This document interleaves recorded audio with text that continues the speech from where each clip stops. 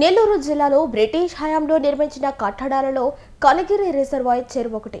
సోమశిల జలాశయంకు సంగం reservoir ద్వారా Kanigiri reservoir కు నీరు చేరుతుంది.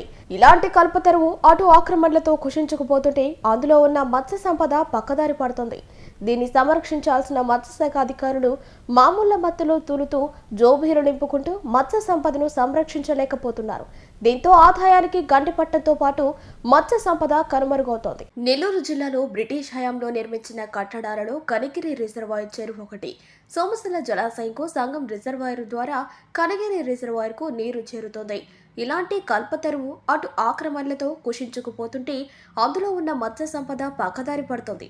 దీనిని సంరక్షించాల్సిన మత్స్యశాఖ అధికారులు మామూళ్ల మత్తులో దూరుతూ జోబీరు నింపుకుంటూ మత్స్య సంపదను సంరక్షించలేకపోతున్నారు.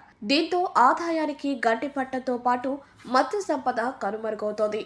ఈ చెరువులో సహకార సంఘం ఏర్పాటు చేసి ఆ సభ్యులు మాత్రమే చేపల వేట కొనసాగించేలా వేలంపాట్లు నిర్వహించి సంవత్సరానికి ఫసలీల రూపాన చెల్లించవలసి ఉంటుంది.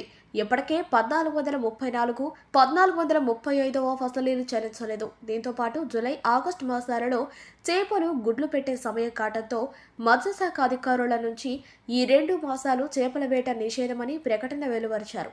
కానీ మత్స్యశాఖ అధికారుల ప్రకటన లెక్క చేయకుండా రిజర్వాయర్లలో రాత్రి పగలు పడవల ద్వారా చేపల వేట ఇష్టానుసారంగా చేస్తూ మత్స్య సంపదను కొల్లగొడుతున్నారు.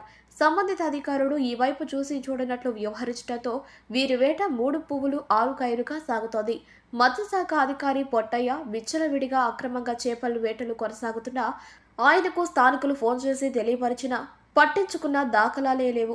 ఇప్పటికైనా ఉన్నతాధికారులు కనగిరి రిజర్వాయర్లో మత్స్య సంపదను సంరక్షించి మత్స్యశాఖ అధికారి FDO పొట్టయ్యపై జిల్లా అధికారులు కఠిన చర్యలు తీసుకోవాలని, ఇటువంటివి పునరావృతం కాకుండా జిల్లా అధికారులు చూడాలని గ్రామస్తులు కోరుతున్నారు. ముఖ్యంగా 19వ వార్డు వవ్వేరు గ్రామంలో వేరే జిల్లాల నుంచి, వేరే మండలాల నుంచి వచ్చి అక్రమంగా విచ్చలవిడిగా చేపల వేట చేస్తున్న వారిపై కఠిన చర్యలు తీసుకోవాలని గ్రామస్తులు కోరుతున్నారు.